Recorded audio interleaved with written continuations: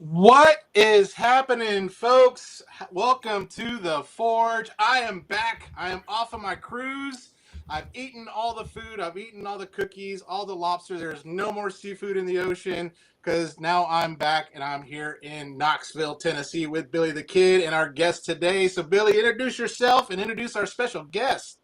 What's up, folks? It's me, Billy the Kid. Nice to be here. So happy to have you back, Jimmy G. Totally missed you while you were away. Did my best to carry the fort.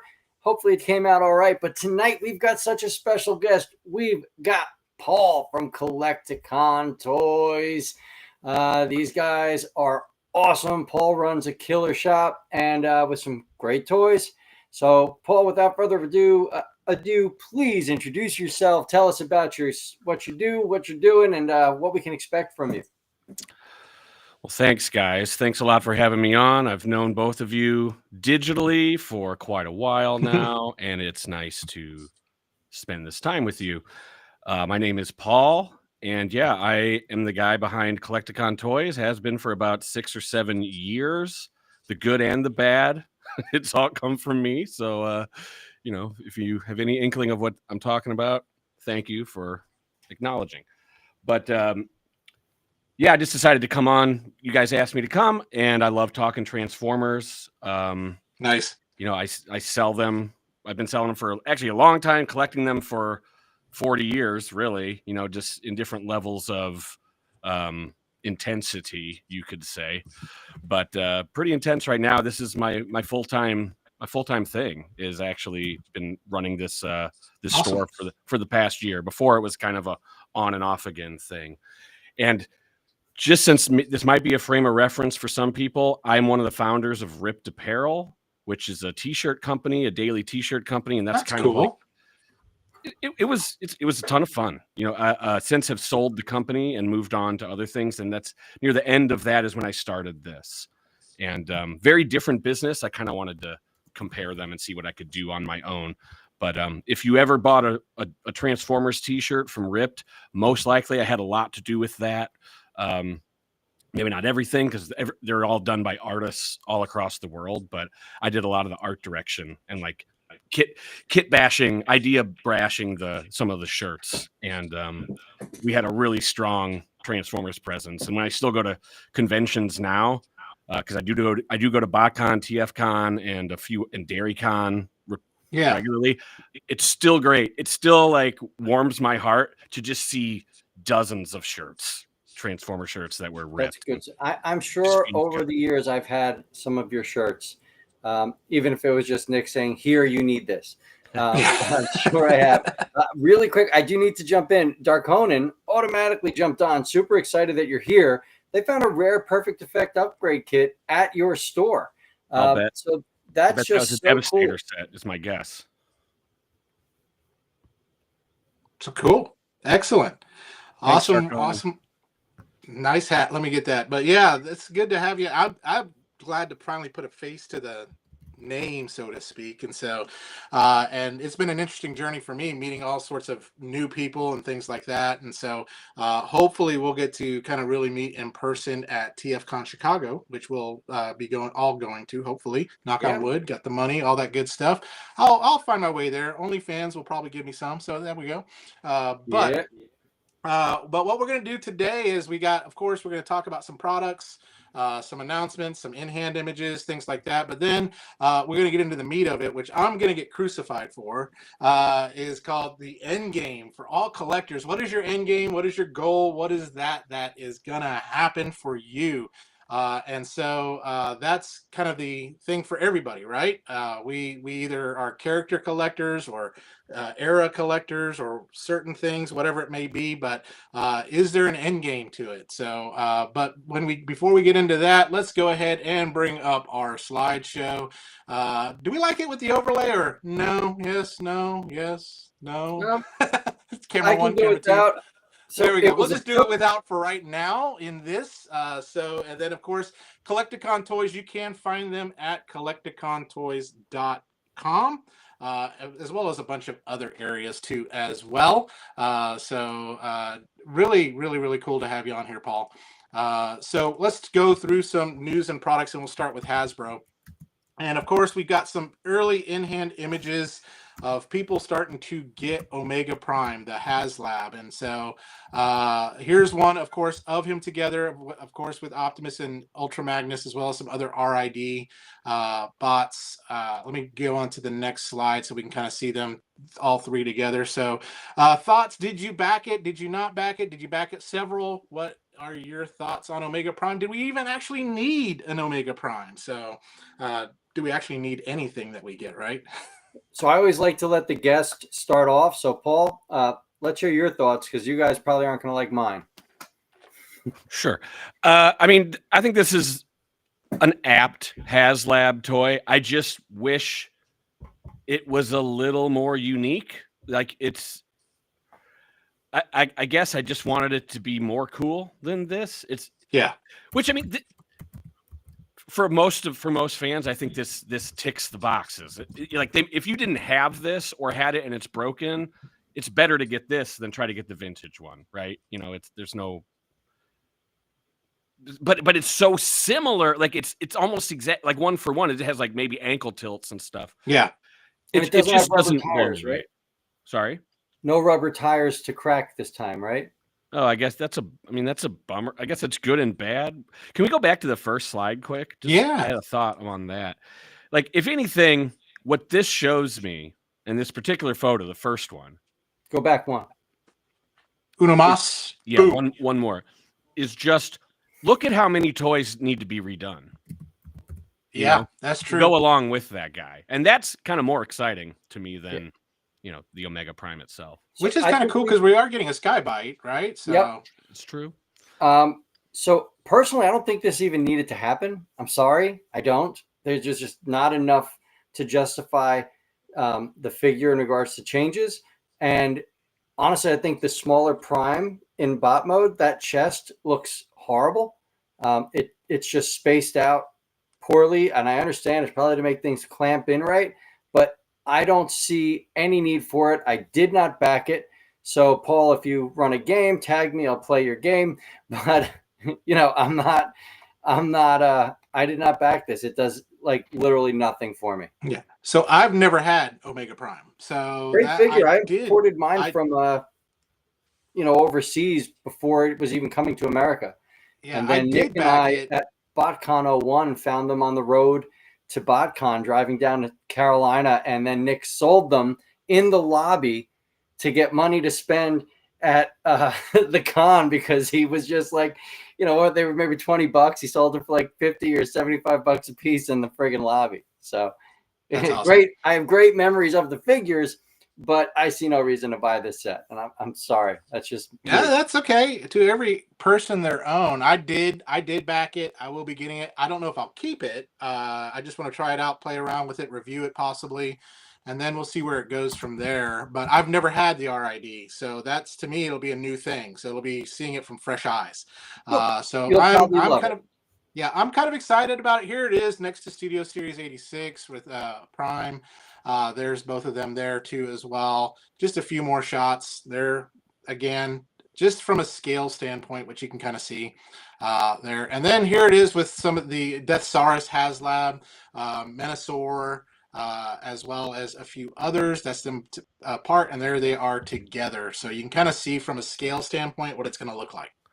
Wow, that gun robot is so big. It's too big. That's awesome. And then, of course, the Walmart had their Collecticon or collection, whatever they want to call it. So we got these two bad boys that are coming. So any thoughts on them? Awesome. I mean, they're just awesome. First off, Excellion is, if you know the history of all this, like Hot Shot is the amalgamation of Bumblebee and Hot Rod. And like, as they iterated him, this was like the first Hot Rod in a while. Well, I guess the Energon one came before this, but this looked really cool.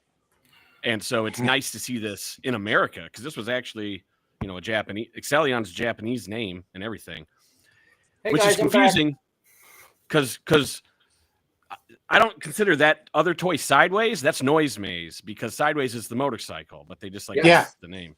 But I think these are both slam dunks. Absolutely. Hasbro offering, these are right out of the park, man. These are fantastic. Yeah, I definitely will probably be picking up. Here's the thing: I was trying to get out of most of Chug, but it's like The Godfather. Just when I'm trying to get out, it pulls me back in. Chug will And always so, find a way to bring me back. There's always going to yeah, be one or two figures that I'm like, I need to fiddle with those. yeah. I'm just so Excellion. Definitely, I will probably add to my collection. There's been a few other things that are not Transformers in that Walmart Collecticon, like the Berserk figure from McFarlane. Definitely want to add that too as well. I'm sorry to cut you off. Are they actually calling him Excellion? That's fantastic. Sorry. I got cut off. We have the storm coming, that big storm that walloped everybody's coming. So I lost my internet for like 30 seconds. Yeah, I have a feeling that's just we're going to probably see that up and down today, just with all that's happened. We just had ours, so we have high winds going on too as well. And then they did re-release these guys, Nova Prime and Nacelle. So if you did not pick those up, you do have your opportunity to get them. I do have them both. They are in my collection. But yeah, did y'all get them? Are you getting them? Are you not getting them? Are you selling them, Paul? Or Well, the real question is, does Nacelle come with his mold upgrade or not? Because that's kind of the only question to be asked here, because that thing essentially got cut off from the knees. They kind of like destroyed the stock, or like stopped selling it. Yeah, that is true. That is true. Mine did have the old whatever penicillin with it. So, yeah. It's combats cosmic rust. I mean, these are great. If you didn't get them, like the Nova Prime I sold out of that for a pretty scary amount of money. So it's good for fans that both of these are coming back out. Yeah, it's a great. I liked Nova Prime. I really did. I thought it was a pretty cool figure. So I actually did not buy them the first run, and I'm not buying them the second run. They don't speak to me. But I'm one of those guys. Like, I'm Gen 1, seasons 1 to 3. And then Beast Wars 1 to 3, and then I'm good. That's just me.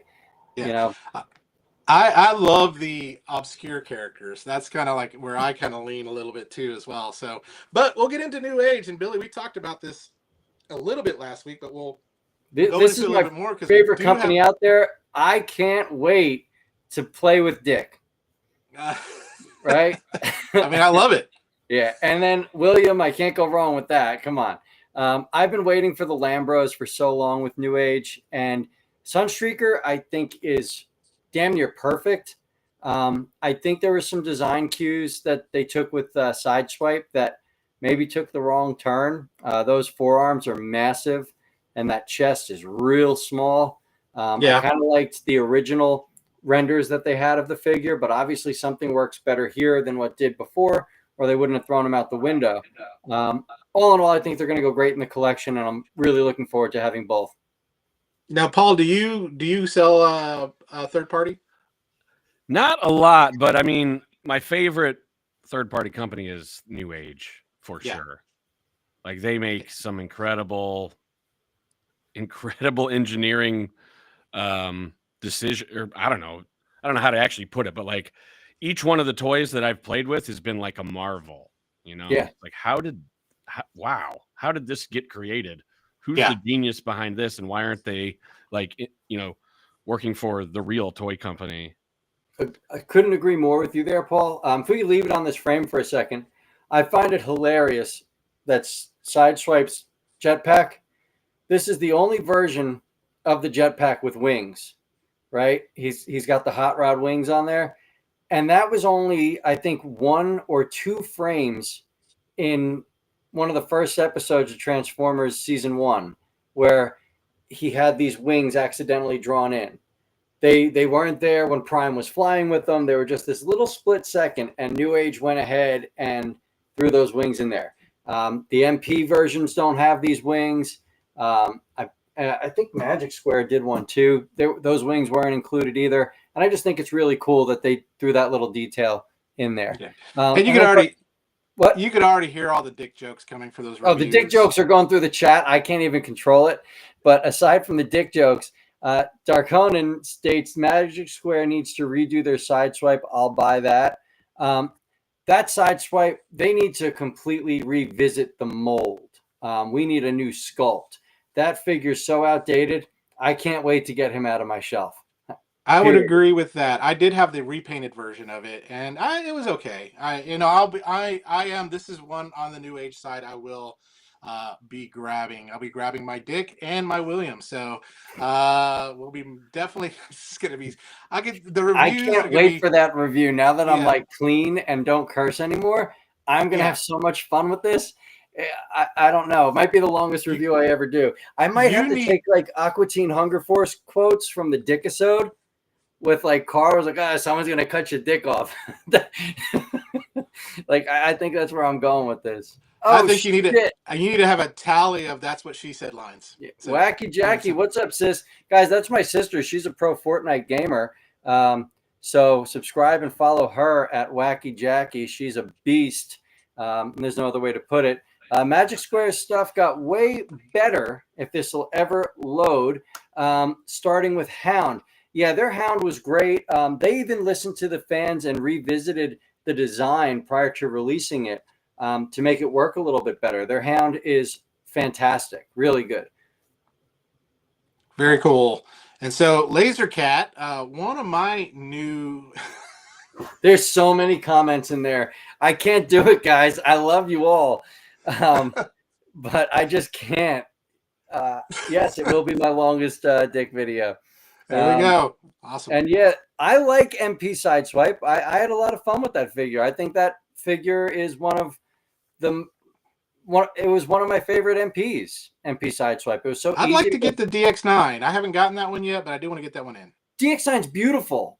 It's beautiful, but I'm just thinking of like the back and forth transformation, like the fun I had with the MP Sideswipe, especially with how early it came out. You can't go wrong with that. Back to Laser Cat. Let's do it. Laser Cat, one of my new favorite companies, got the Predaking. Still got to review the Predaking, but they are, as they promised, coming out with their Volcanicus, and it is freaking cute. And so there it is in combined mode. And then here it is in its individual bot modes. Has the same kind of chubby looking faces and things like that too. But look at that Grimlock. It is just gorgeous. He's just precious. And he's just one of those things that it's just going to be fun. I don't know why I'm a sucker for the chibi style, but I do like some of that chibi kind of Japanese cute style figures. But this will probably be getting into my collection. So what about you, Paul? What do you think? It's the first time I've ever seen this. I mean, I don't stay up with the third party stuff like some people do. So this is the first time I've seen it. I mean, it is cute. It's nice to see something that is not just the same thing. Yeah, this is the Predaking box. I love the Last Supper, what they do on there. It's worth buying just for the box, man. Missing a few disciples there. That's it. One of you will betray me. Is it me, Master? Anyways, Billy, what do you think? I know you're not going to get these, but you do think they're gorgeous, don't you? I actually really like the individual bot modes. I think they're rad. I do not think the Dinobots should ever combine. The Dinobots are badass as individual bots and do not need to combine. So Volcanicus can sleep on it. I don't care. It's not my bag, though. It's not my thing. I think you're an old man yelling at a cloud. Is that what I hear? Get off my yard! Point, counterpoint. There we go. I love Jan, you ignorant slut. All right, so anyway. So we're going to go with TFC Toys and Craftsman Toys. And is it Satan? Yes, it is, folks. Here it is. Look, we're SNL jokes dropping left and right. But Abominus by this company. Is this the Legends scale version or? I can't tell because there's no individual bot mode. So I can't look at the little hands and find out. Craftsman Toys, to me, they're Legends. Because they're making Legends on this. And they've shown the grayscale photos. I'm praying this is their Legend scale Abominus because I'm so in on everything about this. The colors, the sculpt, it is dead on. I love it. I don't know though if it's Legends or Chug or Masterpiece. I have no clue. I mean, those look like about 6-inch robot modes to me. Yeah. Just with like looking at how intricate some of the panels and stuff are. I think I got a closer shot. There we go. Of the top part there. Yeah, but Paul, did you mess with their nose cone? No, again, like this is totally Greek to me, but I thought this was Orden when I first saw it, which that's how far back I go with third party stuff. That was was that TFC as well? There, That was didn't they start with a U? Unique Toys. Toys? Yeah, Toys. Unique Toys. Yeah. See, But the other thing is, those were big boys. Those were not small. There's quite a bit of translucent plastic here. If you look on, I don't remember their individual bot names, but on these arms, on their shoulders, you can see that. And they were using a lot of that with nose cone and the rest of the Technobots. Do you have your nose cone handy? Hold on. See, in this photo, you can see a pin in that like foot that's part of his backpack. Yep. That's the closest you can get to like a scale. Yeah, but I mean, there's the articulation and the design that went into these little Legends figures for their Computron. I mean, these are mini masterpieces. They're so clean. They're so well done. And again, there's this clear plastic, which goes in line to me with what we're seeing in that Abominus. Okay, so that's a Legend scale. I mean, that looks like a deluxe size figure to me. This is a Legend scaled figure. This guy's 3.5 inches, 4 inches max. And I mean, he scales just fine to me with either New Age or Magic Square. But I always saw the Technobots as a little bit bigger. Anything season 3, I always saw as bigger than seasons 1 and 2. Those robots are just grander to me. All those Cybertronian modes. So I think this is Legends. But I mean, if anybody in the comments knows, I'd love your, to jump in. But I really think this is their follow-up Legends figure. Maybe ask TM Reviews. He might know. You know who I should ask? I'm gonna ask Ryan. That's what I'm doing. I'm doing it right now. Go. While you do that, we'll move into Fans Hobby, and we showed this off last week, and I just wanted to show it off again because I just really love what they're doing here. Super God Master Force, I started watching it. It's a slow burn, but I really did enjoy the series, and now we're getting Metal Hawk. I mean, we've had their Power Baser, which is their God Ginrai. We've also had Double Evil, which is their Overlord, Minerva, all this. Now we're getting finally closer to the Pretenders here. And so here's the front view, the back view. We'll go ahead and show the alt mode, but the mode I really want to show is the shell on mode. So Paul, I'd love to hear your thoughts, because you said this is about as close as we're getting right now. Well, this is as close to the dream of new Pretenders, that I've seen. We've seen it sort of like we've seen the concept of Pretenders navigated in a variety of ways, none of which are doing what they should be doing, which is make an articulated shell guy and an articulated robot that doesn't suck balls, like that goes inside of it somehow. That's a big ask. All right. Let's a lot of engineering, and Hasbro's not going to do it. This is why no one's doing it. That's why we got little Prime Masters. That's why we got deluxes that are like half robot, half Pretender. But this is the first time they've tried the clip-on parts, which is an option that has not really been, worked towards in Transformers. So I give it that. I give it that they're going into territory that no one has dared to go. Yeah, I'd love to see a working model to see how well those shells stay on while you're playing with it or whatever. So that way, and how much. I mean, this is the dream, right? I mean, this is the renders and stuff like that. But renders in real life are two different things. Amen. And especially when you got to do form and function, right? So this has got to be a functional transformer as well as look good. And this is Fans. If anyone can do it, Fans Hobby could. I mean, they do make a good. You could tell they love like Super God Master Force, because that's kind of where they're at. And of course, now they're into Armada and Energon, getting into some other stuff too as well. But I am definitely looking forward to this. Billy, what are your thoughts on good old Metal Hawk here? I love Fans Hobby. As a third-party company, they've have not let me down. And anytime they've had issues, they've rectified them and sent out the pieces to make it work. So this company as a whole always gets a plus from me, like a thumbs up. We're good. I think it's super cool that they're bringing in pretenders and finding a way to make it work. The snap-on parts are just fine. I love that they managed to make the feet angled. If you can go back one frame, look at the way like the shins go down to the feet in this mode. It looks like an anime drawing. I think it's really nice. It's really slick, and it completely works. So I dig it. Yep. Make I it want to see it. scale and I'll buy it. I want to see it. Preaches by the mile, but lives by the inch. So let's see what Fans Hobby does with that. So, and then of course, Fans Hobby also just released their prototype of their G2 Megatron. So they are hopping into the G2 world. Here is just the green. I wish I had the video because they did show that the tracks actually do roll. Yes, I saw that. Is a big plus there. I mean, everyone wants rolling tracks Meggies there. So, Paul, any thoughts? Was G2 Megatron one of your favorites? Was he? I know I always loved the gun, but I mean, if anything that made sense was Megatron being a tank or a bomber, you know. So, yeah, this looks pretty good, man. You know, that's a good. I haven't seen that mold like articulated like this, and sure, I'm sick of tank Megatrons for the past 5 years, but this one looks pretty dang good. But almost M1 Abrams, you know. I mean, that looks...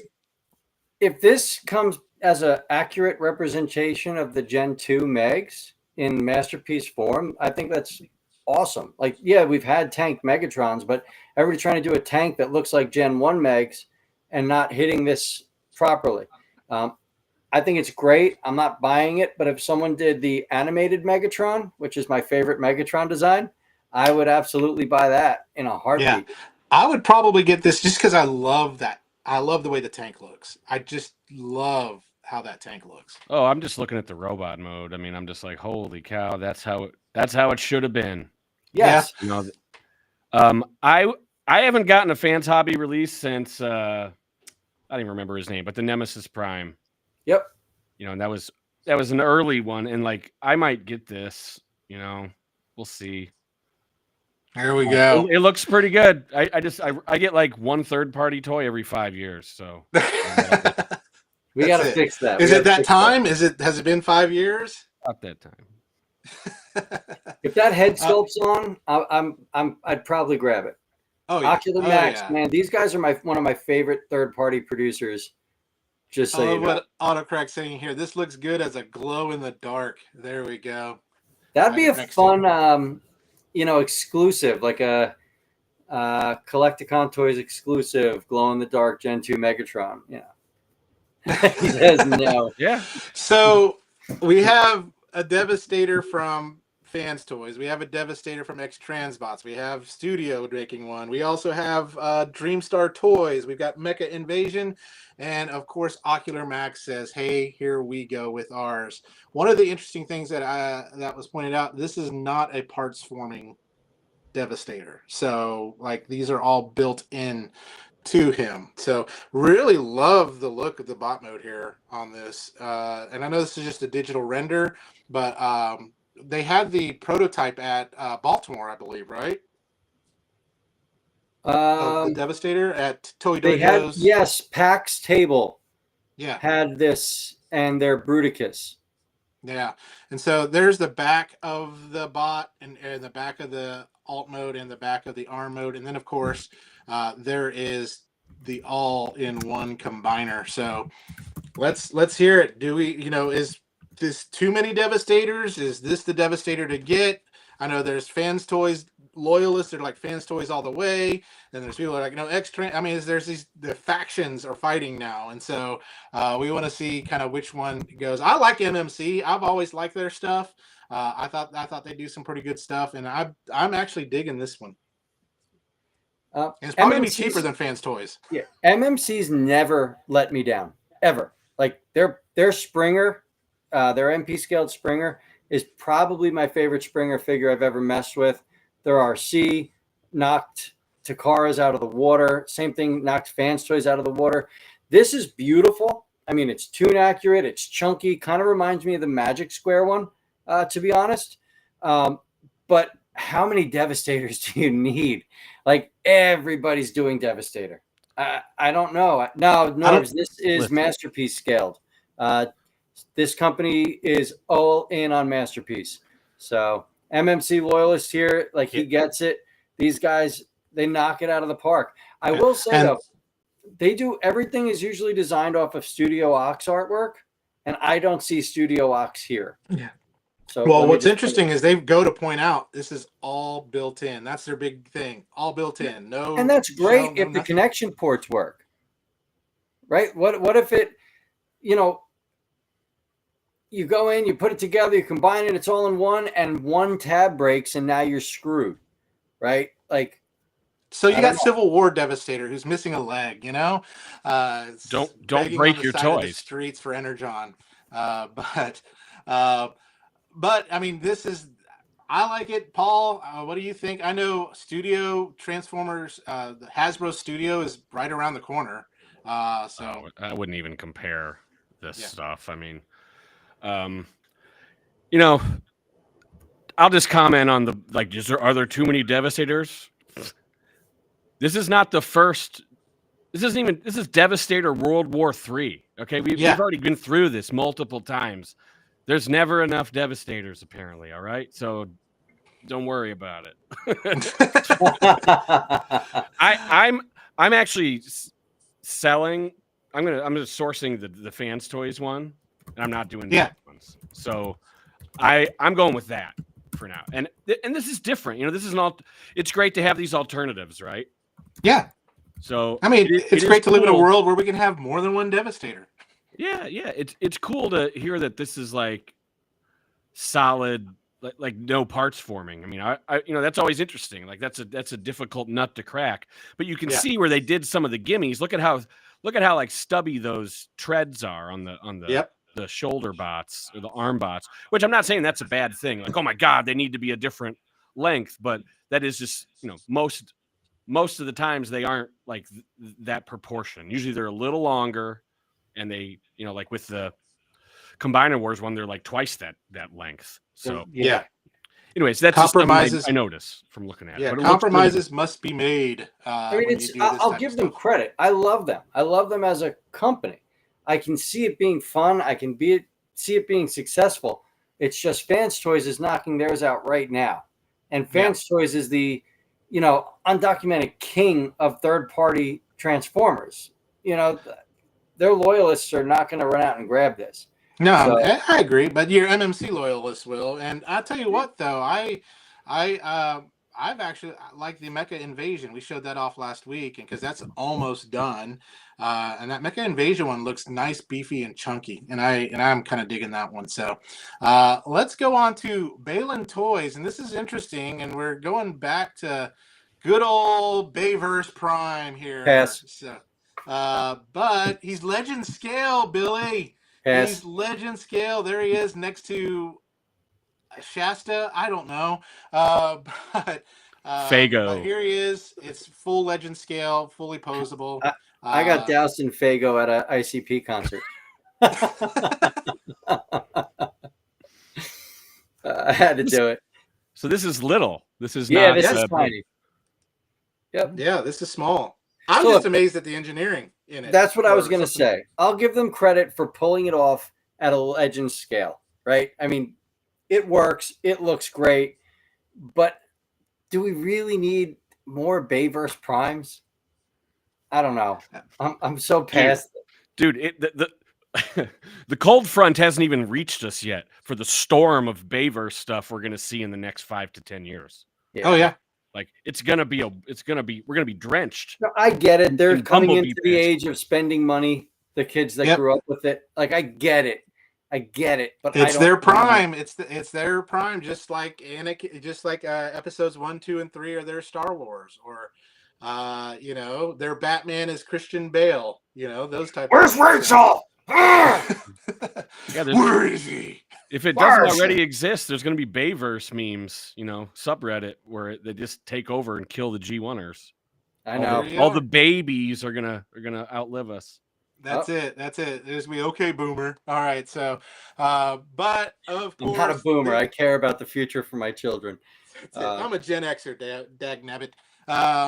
But TFCon Chicago, just putting this out there. Tickets are live. They are on sale now.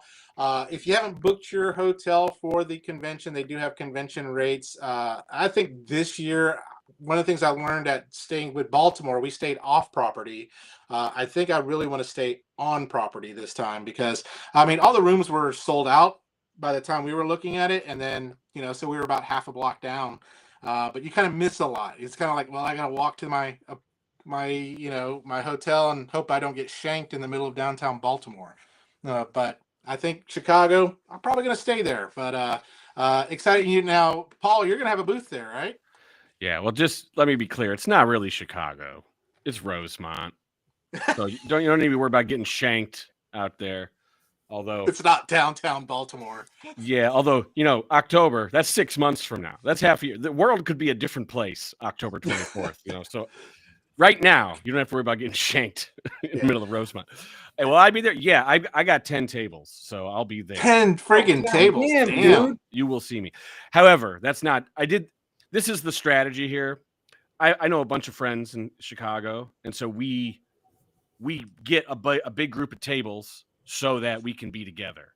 Because otherwise, if you all order separately, it's like, oh, TFCon doesn't care to like put you together. So that's how you pulled that off. Yeah. So if you were at Baltimore, me and some friends, we got about 6 tables. We got like a whole row, and that was super awesome. Because if you've ever been a seller, it's just so much more fun when you're with your friends. It just is. And so if you have seller friends, you can all just kind of party the whole time. And but this year I'm looking to make kind of a bigger splash than usual with Collecticon Toys, which, I mean, I've been at Baltimore the past 2 years, and I've been at BotCon last year. And you doing BotCon this year? I won't because of the scheduling. The Father's Day thing is a no-go for me. So, but I will be there. I'm going to go and enjoy the show because I love BotCon, the original thing, and I used to go to those a lot. But that point being said, I will be at TFCon, and I'm hoping to be noticed, let's say, this time, instead of like kind of just being there. So look out for me. I might even have my own exclusives. What? I love hearing that. We'll see. Jimmy and I might have to review some exclusive figures before the con. If there's, these are made by me, so there aren't a lot to go around. I love that. I love that. That's it. If I had Sarah McLaughlin video and I could put you up here and sing "In the Arms of an Angel," we'll make sure you get supported. Sure. All the way. So. We'll figure that out. We'll work on that. With pictures of the toys, we should get pictures of you hand painting the toys with the song going. Yeah, for only 30 cents a day, you too can. You could have a handcrafted. You can have a hand painted blocky. Yeah, I love that.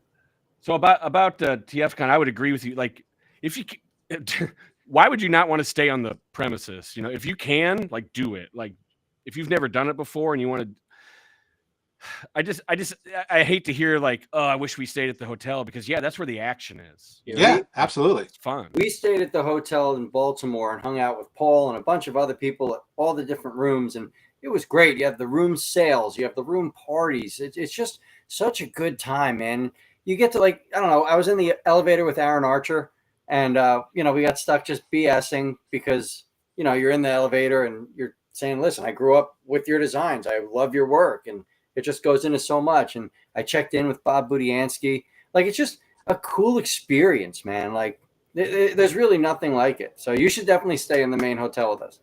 I'm definitely going to be there this time in the main hotel. I mean, it was when it was in Orlando, it seemed a little bit more spread out. I was there at the whatever that was, it the Doubletree or Hilton Garden? I don't remember what it was, but it was just all one single level. So I didn't really hang out in the lobby or anything. That was my first TF Con, and that was like, I was just a little YouTuber. I think I had like 100 subscribers, and so I was just a little guy. I'm an introvert at heart, so if you really saw me, I just don't like talking to people as much.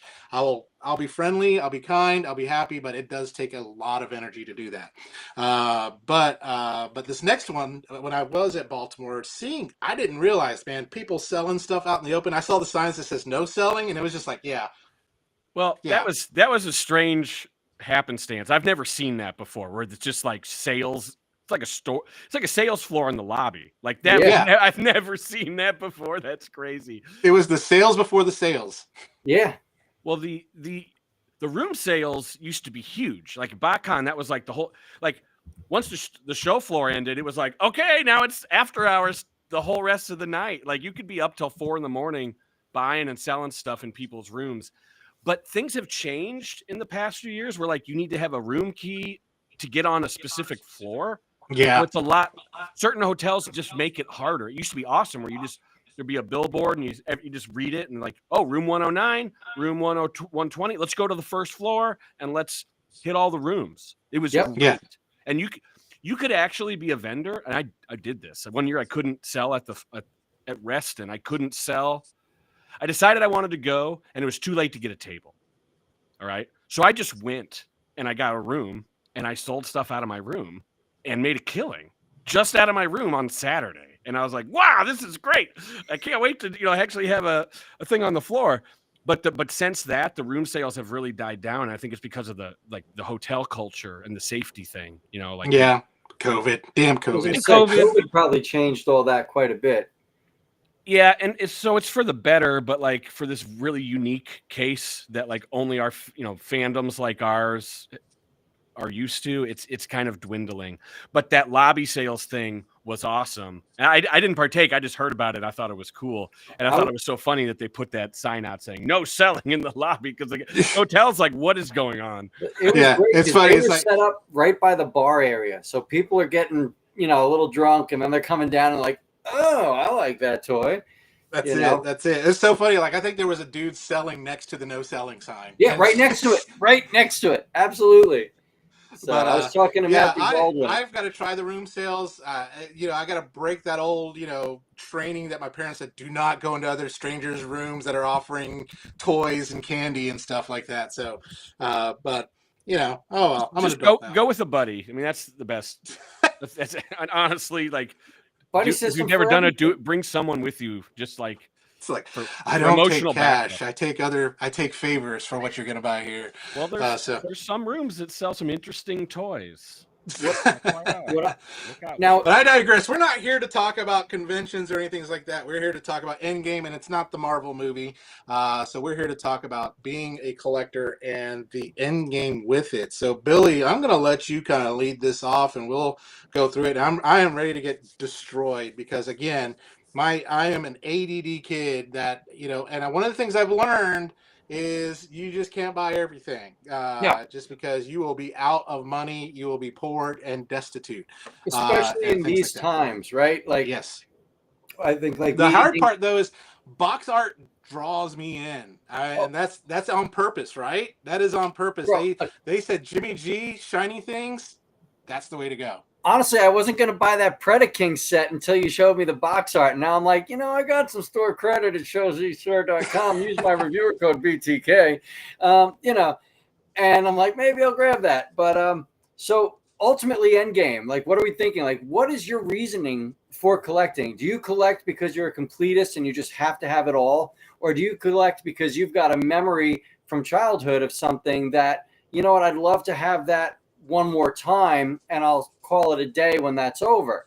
Like me as a collector, my end game's simple. I want Transformers Generation 1, seasons 1 through 3, right? And then I want Beast Wars 1 through 3, and I'm going to call it a day once I have the best representations of those characters. And I know what you're going to say. You're going to say there's always new representations of these characters.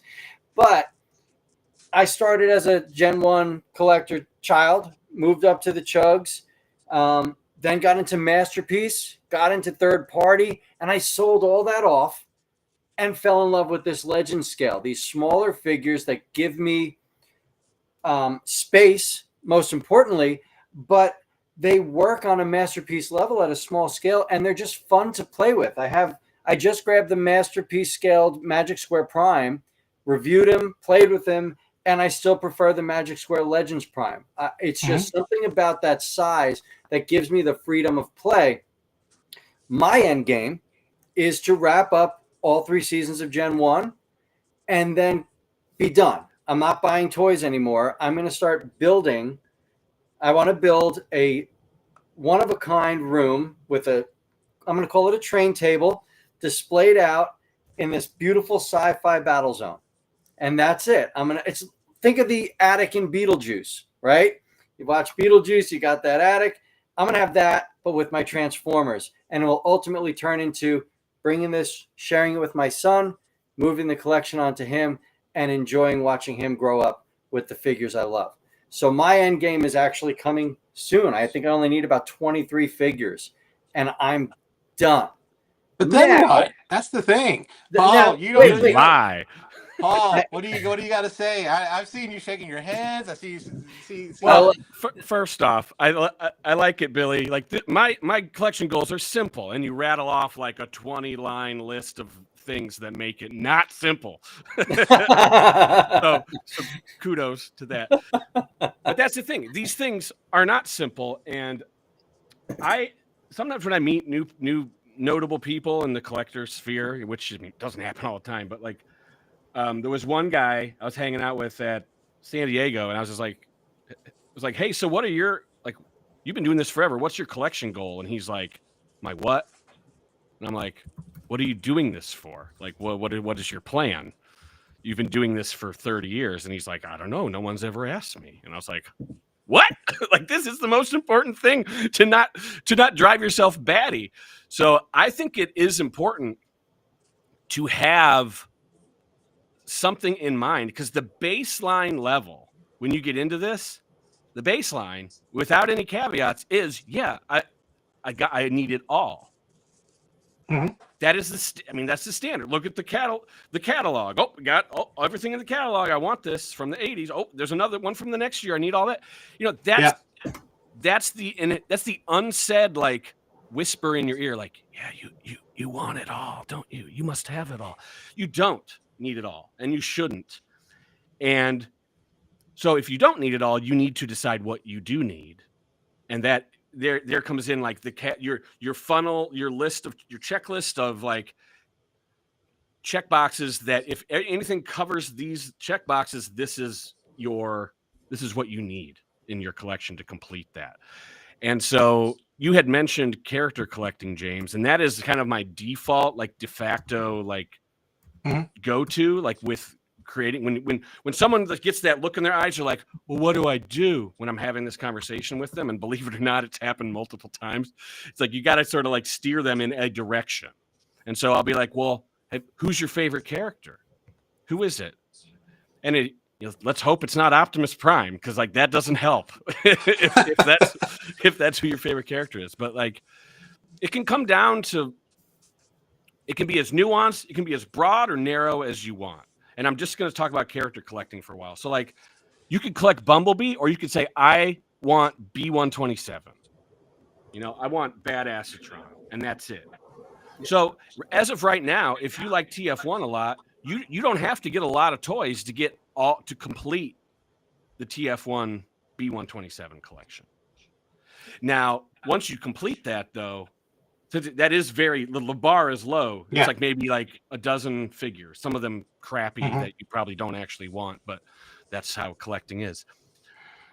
You would most likely, if someone completes that pretty low bar collection, they will suddenly be like, well, I want more bees. Now I want all the movie bees. That would be, a pretty big level up of, like, difficulty to complete, And then it's like, are you talking about, do you want mint and sealed box ones, or do you just want the loose toy? And then if you want the loose toys, do you need one in every mode? You're like, I've heard, I'm only bringing these things up because they're real for some people. Absolutely. Like, they certainly are. And not for everyone, though. Just because someone's a mint and sealed box collector, you should not degrade them, and you shouldn't feel like you have to compete with them, because that is their own choice. But if you do sell toys, you have to understand why the mint and sealed box one is worth $5,000 and the piece of crap one that you spit on and is missing pieces is worth $15,000. Like, there's a difference there. Amen to that. So my collection goals, or my rules, if you will, my goal is to have every Starscream toy sealed, mint sealed box. Okay. Yeah, and it can get a lot more nuanced than that. But I'm almost there. I'm almost done, baby. Are you talking even like unreleased Starscreams too, like that Starscream set from Gen 2 with you mean the thing behind me? Yeah. Okay. Right Just there. making sure. That thing. that counts. Because Starscream's in it. Megatron's in it too. Whoever that guy is, but like Starscream's in it, so it matters. And so with character collecting specifically, I always say like, figure out why you like a character. Like maybe you like Blitzwing, because he's pretty cool. He's a triple changer. He's like purple and tan most of the time. That's a decent. There's a lot of Blitzwing toys, right? Absolutely. And some of them are really cool. And it's kind of it'd be a cool collection to get to like do the whole thing. And it's not super duper hard. There's not a ton of like, there's not like a lot of $1,000 Blitzwing toys. If I can think of anything, the hardest thing for Blitzwing is probably the 3-0 like G1 colored Bumblebee movie Blitzwing. Yeah. That's probably the most expensive Blitzwing toy out there. I could be wrong, but my favorite rendition of Blitzwing is from Animated. I loved just the multiple personalities, like friggin' amazing. If I will be honest, I am a character collector for Hot Rod because I love the Rodimus Prime character. The fact that we have this guy that second guesses himself, and I felt like he taught you so much, the character. And Cyclonus. I'm a huge Cyclonus mark. Love him. So those are both good. There's some really expensive Hot Rod toys, and there's some decently expensive Cyclonus toys. It just depends on like how much do you care about blue versus purple ears and Target Master guns and like blah blah blah. But I'm bringing this up because character collecting is like a pretty easy thing to like put horse blinders on. Yeah, absolutely. I'm only going for things that say Thundercracker on the box, and then you can even be like, well, I only want the blue ones. I only want the blue Thundercrackers. Yeah. Like you can make those choices. And some other person that collects Thundercracker and is a more expansive like rule set than you might try to belittle you and be like, well, I have the Galaxy Force Thundercracker and you don't. It's like whatever. Like let that person be an asshole. Like do what you want to do. But I always think it's better to have an idea what you're doing going in because I see it all the time, especially on like the subreddit, the Transformers subreddit, which is, skews younger than us. So there's a lot of people like getting into it for the first time and stuff. And they just like show a shelf of their toys and it's a hodgepodge of stuff because they have no direction on there's Transformer. Oh, I have $12. I'm at a toy show. I'm just going to buy that. And they don't even know, like they're impulsively doing it. And that's, that's fine too, but you do that for so long and you'll run out of money and space and then you're stuck. And then I see it again. We're like, what should I get rid of? What should I sell? I got to get rid of stuff now. And that's always a bad proposition because you will probably lose money, when you are forced to sell stuff. So, those are some of my feelings on it, but I guess, do you guys have any rules? Maybe I can play like collection doctor right now with you or something. And my opinion doesn't matter. This is all for fun. So my rules are horrible because I like Sunbow accurate Gen 1 figures. And you look at that and you're like, well, there's so many animation errors. This version screen accurate, this version screen accurate, this version screen accurate. So ultimately, in my mind, I have an image of what each character should look like. And once I get that representation, I'm happy, I'm sold, and I don't even like think twice about buying another product unless it really just changes my outlook on the character. So, like I said, it's pretty easy. Like most of my collection is behind me, and I'm happy with it. And you don't. Whether it's third party or official has no bearing. Not at all. Whichever version of that character looks like what I envision them to be and is scaled well enough. Like I have a scale in my mind. I'm not saying I follow the Sunbow chart, like, because to me, my Blitzwing, I like bigger than other characters because of what he turns into. My Astro Train, I like a little bigger. Like I would rather buy the 01 Studio Broadside than the MFT upcoming Broadside because he's a masterpiece scaled broadside. He's going to look amazing with Legends once you see, an aircraft carrier and this jet. Like to me, that's a bigger bot. So, I'm nuts. I'm nuts. Oh, it's a person. Every purchase is a personal decision for you. Yeah, It sounds like every single one. so that's like I said, that is not simple. That is complicated. Like to like every decision you make, and that's fine. I'm just like trying to like have you like spin your head a little bit to be like, oh yeah, that's not simple. I'll be honest. I grew up with we have a mutual friend that I grew up with. I've known him since first grade. He brought me back into Transformers in, I'm going to call it third grade, big time. And through him, I got to the point of I need to have every version of every character. I was driving to different states to get variants. Like you name it, I was deep in it. And then I had kids, right? And I'm raising a family, and I was a Series 7 guy. I did stocks, I did mortgages, and the market died, right? So you go from making buku bucks to $0, and you have to, pay bills. So Make life decisions. Yeah, I sold most of my collection off. I made the money that I needed to sustain my family until I found a job that suited me. Fell into engineering, happy, bills are paid, can buy toys again. Once I did that, I had a fresh start point. I didn't need to have everything, right? I wasn't in that mindset of I need every Prowl, I need every Grimlock, I need this. Like, oh, Grimlock has a different shade of red, I need that. Like I had every version of Transmetal Optimus Primal. There was like light blue, dark blue, purple, pink. Like you don't need that. Like now I've realized it. So I fell into Masterpiece, right? That's what hit me. I think Alternators was around that time, and they were so cool because they were a fresh take on Transformers, and they were the cars I could buy. And then Alternators are the greatest. Like I love them. I love everything about Alternators. They need to bring them back. I don't say that. Through Alternators, I fell into Masterpiece, right? And then Masterpiece, I had literally detolfs around a 20-foot room that, it was just detolf of just Masterpiece figures. And they were getting so crowded. And I didn't know what the hell I was going to do because I still had to get the Gestalt and I had to get a Unicron that I needed and, all these things. And then Tim Reagan from the game group sent me the New Age Galvatron. And I was like, oh, this is fun. And then I bought the New Age Cyclonus. And here's this little Cyclonus that's more articulated than the perfect Fans Toys Cyclonus. Like there's ab crunches and there's double bending elbows. And there's, it's just all these options. And I said, you know what? I think I can sell off my Masterpiece figures.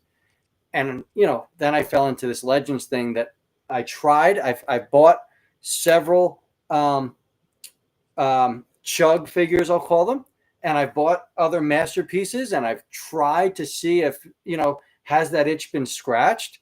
And, through trial and error, yeah, that's scratched. I'm Legends through and through, and I couldn't be happier. So that's why it's easier for me to have a little bit of an Endgame. I'm sure there's going to be a new Cyclonus, like Magic Square, I'm sure is going to show us a new Cyclonus that I'm going to have. Their Cyclonus does suck. I'm a Magic Square guy, but their Cyclonus is trash. But I'm just saying, like, I'm not going to be done, but I'm not going to be, I need to buy 10 figures every month. And, I'm not going to be on that spiral. And that's it. So I think I've said enough for now. I want to hear what Jimmy has for his end game, because this guy's going Voltron. This guy's going Soul of Chogun. Like there's so much going on in the world of Jimmy G that I need to know what yours is. Enough. All right. So if the doctor is in, Lucy, we'll make this happen. So so sorry. Not that kind of doctor. No, I'm thinking Charlie Brown. That's it. So I guess if you were to put me in a psychological thing, I'm a schizophrenic. I have just a recent toy collector. And so what really got me back into it, like I loved it back when I was a kid, got out of it, being the cool thing in high school. I went to a small high school where the thing was football and girls. And so that's what you got into. And if someone came to your house and saw this robot toy, they called you a nerd. So you just kind of threw it all away. But then I, went into, for some people that don't know, I was a minister for like 15 years. And so went into that, went into some other things, got married. And then what got me back into it was when my father passed away. And so as I was beginning to think about things, my very first, when I was adopted, my very first toy was a G1 Sideswipe. And I was like, you know what? I would love to have that again. I would love to have this toy again. It would be great. It would be awesome. And so I was able to get them, and it kind of started scratching that itch. It kind of reminded me of those good times. So for me, it's a little bit tough because then a year later, I started doing this YouTube thing. Well, not a year, probably about 3 or 4 years. I started collecting. I did the whole in the box thing when the Transformers Earthrise line came out. I was like, oh, I need every Earthrise, and I did. I got every Earthrise one and kept them in the box, and there they Smart. were looking at them. In retrospect, good move. Yeah, and it was during COVID, so where they didn't, yeah. So, but then then it was one of those things that I was like, I don't really need these, and so I got again just a little bit off. But right now, if you talk to me, what my collection goals are, there's two parts of me. There's the collector side, and then there's the YouTuber, right? Yep. There's the person that wants to review cool toys, but then there's the person that wants to collect stuff for my own personal collection, and so. If there's a prime, it has to be a prime that I like. It's not necessarily I got to collect every variant. If I like this Optimus Prime, I'm gonna get it, and it's gonna go in my collection. So, like you can see, I have a little bit of a wall of primes here, and there's a little bit over there. The other thing is I was a mainline guy. If I liked a figure, I would get it. I wasn't the kind of guy that was just a loyalist to the only ones I was loyal to is Prime, Sideswipe, Megatron. Those were the ones that I really liked. I didn't mind having multiple versions of. But if there was a figure I liked, like for instance, like a Nova Prime, I was like, oh, that looks pretty cool. I want that. And so I would get that. I would do a review on it or something like that. And then when I got into the other big toy that I loved is Voltron. I know it's not Transformers, but Voltron, as a kid, I had that. I played with that till it was off. So if there's a Voltron toy out there, I'm probably getting it. And I just recently completed one of my grails, was the Voltron 2, the Albagos one, and was able to get all the pieces to that. And that was just the best feeling. The hard part with an Endgame for me is like when you get to a certain point, you go, then now what? Right? And so I'm the kind of guy, like I told you, I don't really have a lot of rules. The rules I have is if I like a prime, I'll get it. If I like a figure, I'll get that one. Right now, I'm really into ones that I've been really into for the past year is the Japanese Transformers Victory, Super God Master Force, those type of things. I am having to go third party for a lot of that. I would love to get vintage on that, but those things are arm and a leg. So, but that's kind of where I'm at as a YouTuber. What I had to do is I had to narrow myself down. I used to be able to do I do all things, but now it's just Transformers, anime, superheroes. Robots, anime, superheroes. I'll do that. Those are my three big things that I collect. Yep. So my superheroes are limited. I do them, but I do mainly DC. I've done a little Marvel. So I'm a fan of Cyclops. He's my favorite X-Men. So I buy almost every Cyclops figure. Green Goblin is my favorite overall Marvel character, the Norman Osborn Green Goblin thing. I love it. So I buy most of those. And then Magneto, who is just the greatest character written in comic books. I like to collect that. And that's my limit on action figures. A couple Godzillas, I need a Ghidorah, and I can't wait for Haya to do their Godzilla -1, because that is just the coolest Godzilla design ever. I think the worst thing that happened to me, like I said, I'm a very ADD, and I've had to put rules on me lately just to help me stay within certain guidelines. Yep. Because once I discovered third party, that was That's a there was a horrible whole new rabbit hole. world. It was Yeah. a whole new world. Like, I didn't know third party existed. I thought it was just Hasbro for the longest time. And then I was naive enough, and then I saw this. I was like, "What is New Age? What is this, or what is that?"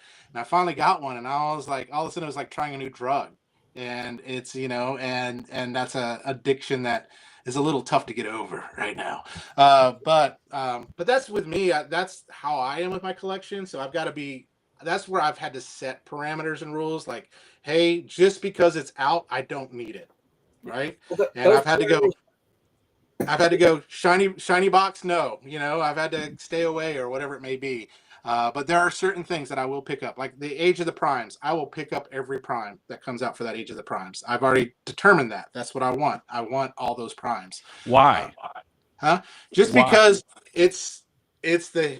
I think they look cool. It has Prime in the name, and a lot of them has big ass swords. You can ask Billy, if you put a sword in a robot's hand, I'm probably He's going to buy it. And just that's just the way I am. Well, I think that's a pretty common sentiment right now. Everyone's like, "Oh my God, the Primes for the first time." But I like to step back a little bit and be like, "You didn't care about these characters 10 minutes ago, did you?" Well, I did Were you say sitting there wondering, "I need Prime so bad"? But where it does fit into mine is, I did say before, I love obscure robots that I really think they look really cool. Yeah. So that Alchemist Prime, we've spoken about it several times, just for that unique design. The face sculpt is just so cool. Now, the only figure I've ordered from that line is Star Convoy, and he scales with these legends. Like, he works with these legends, so he kind of works with the way I function. Now if Collecticon Toys gets it before my pre-order comes in, I'll say, "Hey, Paul, let's figure out how we're going to make this work." Well, that's another discussion on how that stuff all happens, but that's not what we're here for. I'm just saying. Now, I do love that you set ground rules for yourself, Jimmy. I think that's wonderful. I think that's. I'm still young in this. I still am working through things and stuff like that. Well, that's why this conversation is great for you. We're not going to solve all the problems of the world right here, but you might, after this conversation, in a week might go by and you'll be like, the calculus on why you buy things might slightly start, changing for better, for worse, because I really think that a lot of people get in over their head really quick. Oh yeah, I if agree. you guys have these YouTube channels, that's a whole nother impetus on why to buy something. That's very difficult, Paul, because you want it. Because when I was on a podcast with the Ensemble Group I'll just TFYLP, it's a great show. Great show. Sub to them if you're not. A lot of the people on that show would talk about how, like, wow, I buy a lot more toys now that I'm on the show because I feel like I got to talk about them, and it affects your collecting habits. It does. Being part of the social community, blah blah blah. So yeah.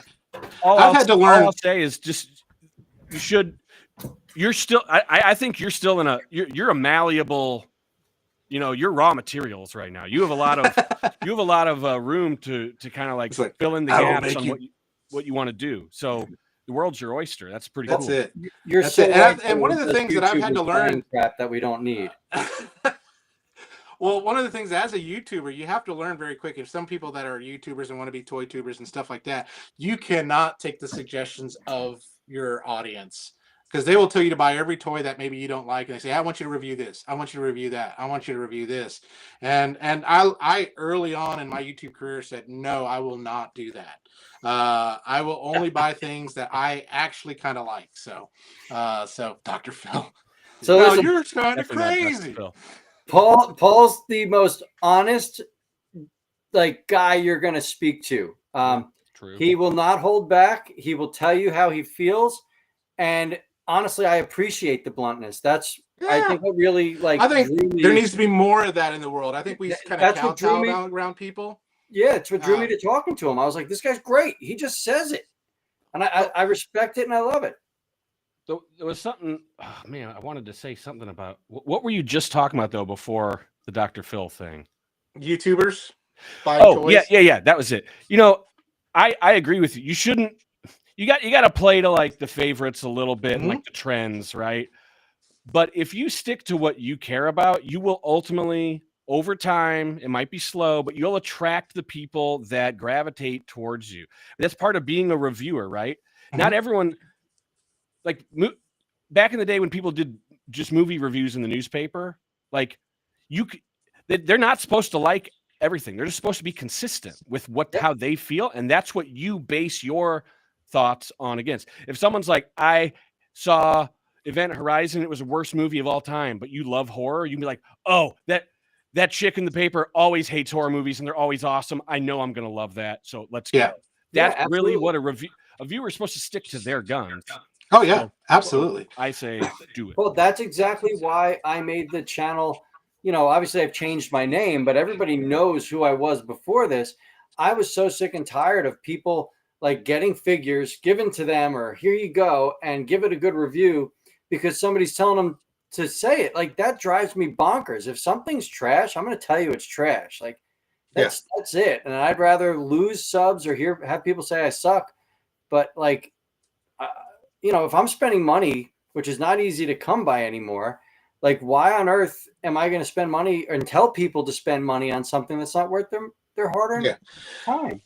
Yeah, and I'm like the way I do it is I want you to feel the nostalgia or the joy of seeing it for the first time, and that's why I buy only what I like that will give me that feeling, that dopamine or that drug, you know, that this thing is awesome. Like, you know, Mecha Godzilla, it's so cool. You know, it has sounds and toys and you know, all that kind of things, and there's been few toys that I'm like, this is horrible and this is crap. And I will tell you, there's certain things wrong, but overall, it should be the feeling you get. And I agree. And as a YouTuber, I would say this to people: if you can have your passion show through, it doesn't matter what you review. Passion is contagious. People will watch it just because I've had people say, "I watch you, I have no clue what you're talking about, but you seem like you enjoy doing it." So, and that's what people want to see, is they want to see that joy and they want to see that happiness. And I think that's what collecting does. And if you don't watch out, that can be an overdose too, as well, right? Yeah. So I'm going to let you guys talk for a minute. I'm going to go through the chat because I believe there were a few people in here that brought up their collecting and what they're going to be doing. And since this is what the show is on, I'd like to just share their opinions and see what maybe anybody else here. And if anyone has any questions for Paul, or if you want to say something about your collection, let's bring it on. Speaking of Paul, somebody was saying they're trying to get the Transformers 1 figures because they can't find them. And I believe on your Instagram that you've been recently updating, I saw some Transformers 1 figures. So, well, like which one? I think I have pretty much everything, but a lot of that stuff, if you go to Walmart right now, they're clearancing out tons of stuff. I mean, it is insane. That time of year. It is just insane. And that's because this stuff is starting to show up right now. Yeah, I got to get a Studio Series. I think it's the Voyager Sentinel Prime. My son wants them. I think that's coming out. Yeah, it's the wave right now. And FYI, not a lot of people know this, but you know, the Voyagers have notoriously for the past almost 10 years been coming in cases of 3. And they're almost always 2 in 1. So something short packed. It's 2 of one figure and 1 of another. But that wave is 3 new Voyagers. Oh, it's all 3 are individual? Scrapper, Gamer Ironhide, and that Sentinel Prime. So really, I don't know what that's going to do to the breakdown because it's even now. It's like the deluxes where there's 2, 2, 2, 2. It's 1, 1, 1. I don't know why they're doing 3 per case. It's always baffled me because why would you do an odd number? But it has to do with, you know, what the case costs are. So I'm going to jump in now with some of these comments. Darkonin actually came across like you, Paul. If you need to have a collection, or you need to have a collection focus, or you'll spend money you don't need to spend and sell stuff you don't want to sell. I mean, that's verbatim what you said almost. 100%. And I see it all the time. And it's usually with new collectors, and they burn out. They like, you can see it with the individual person. They buy everything. Yep. And then suddenly they're selling it for pennies on the dollar. And you don't want to be doing that. You don't want to be selling stuff for pennies on the dollar. I mean, for me as a store owner, sure, like sell it to me for pennies on the dollar. But like, I still don't like to see that happen, especially to a new young collector. I don't like seeing people like burning themselves out in the hobby because it's easy to do. And because it's Transformers is an overwhelming, like, just dam breaking for some people, and you're just and getting that's just swept up. one aspect of the hobby. It can be worse than Transformers Pokemon. is so small, but yet there's so much in that can just break the wallet. Joe Doe here says that they resell to pay for their collections. I mean, Yeah. I think that's pretty cool because you can play with the figures, you can experience the figures. Now you're going to sell them off and play with new figures, clear out space, and have some money. I dig that. I think that's good. It's a no-brainer. It's late-stage transformerism, as I like to call it. So, I mean, here I am. You know, I run a toy store now, and I'm not. There's more toy stores now than like any time on Earth. You know. Yeah. And I'm talking like resale shops or like vintage shops. These are our generation's antique store. Yeah. Yep. Like our mutual friend, I'll send him toys in our area, and he'll be like, "Thanks, but they're a store." They didn't mention that they were a store in their listings. You know, Zane Bono, there is no Endgame, just evolution in my collector's vocabulary. Autocorrect Primer agrees there is no Endgame. So Norbs is. Here's what I have to say to that. Like, there's an end game in my eyes, but I don't think I'll ever get there, and that's okay. Like, you don't have. If you get to the end, then yeah, that's like a weird. You just stepped off the cliff and like you're floating, right? Like if you have every version of Optimus Prime, and then Hasbro said, "Guess what? We're not making toys ever again. We're done. No more Optimus Primes." You have a complete collection. Now what? You know, that's not great. So that's the same thing Ariel asked in her song. Look at this stuff. Yeah. Isn't it neat? I just listened to that today, believe it or not, in the car with my. I mean, I could do the whole song if you want. You know, well, that's what I guess the point I'm getting at is like when you do kind of start devising your collector goals, if you shoot too low, you'll know it because you'll be done like really quick and be like, oh, and then guess what? You won't be satisfied. You will then expand your horizons a bit, you know. But like with the Starscreams, so I want all the stars. If it basically says Starscream on the box, I want it. And if it's memorabilia, I probably want it. If it's a third-party version of a Starscream, I might get it. I might not always, but if it's a Chilean variant of G1 Starscream, oh, that's coming. I gotta get that, and I gotta get it in the box. And there might only be one in existence. And I said Chilean because I wanted to make something up. I didn't want to like say something real, but like those. I'm at that late stage of a Transformers maximalist as well, whatever you want to call it, where like there's a typo on the box, so it's unique. It's a special thing. I need that, and that is like, I do not recommend that level to the average person, but like you have to once you have all the stuff that you said you need, again, you try to see if you can expand your levels, and there is a limit, you know, but if you expand it to like the sweet spot, you will probably never get it all because it's either the figures are $10,000, you know, and like most people aren't going to. I'm not doing that. No, that's the only reason you do that is because it's the last thing you need. You know what I mean? And you're done after that, and you've been looking for this thing for 20 years. Like if you just stumbled upon an ATB Megatron and you've never paid over $100 for a toy, there's no way in hell you should be spending $5,000 on an unreleased toy. That's silly. You need to like build up to that. And you know, you can do that in a variety of ways. You can either go third party or try to complete a whole line or a subset. Like complete a great goal. So for some people, like starting out, get Menasor, you know, build Menasor. Yeah. That's pretty hard because you either get the gift set, and I'm talking about legacy Menasor. Or you have to find a G1 the white breakdown. That's, you know, that's more expensive than that's a dodo right there. That breakdown alone changes your whole idea of completing a set. Yeah, that's in Fort Knox. That's what's keeping our currency alive right now. Well, so you know that was supposed to be. They had a run of that, a second run that's supposed to come out this year, and they're just like, never mind. It's crazy. So that sucks. I agree. I'm sorry, I'm just going through all these chats and trying to see. JM Toys, they stated, I'm entering the almost done phase of collecting. I have all the grails I wanted. So there's these grail talks. Hunts were fun. There's nothing new under the sun. I love the Transformers community, but I'm close to finished. So I can't hunt in my area. Nothing makes it to the shelves. We have like a scalper circuit that literally runs the Targets and the Walmarts in my general area. If you go at 8 a.m. and wait for them to open at 8:30, Same here. it's Same here. 6 guys that wait at the front door. One hits Hot Wheels, one hits Transformers, one hits Legends, one hits wrestling, and they just grab every figure that would be one per case or whatever it may be, and you just don't get it. So, there's no more hunting, and I love the hunt. Like, I would love going toy hunting with my friend Nick. Like, there was nothing like it. So that's it. Ultra Megatron.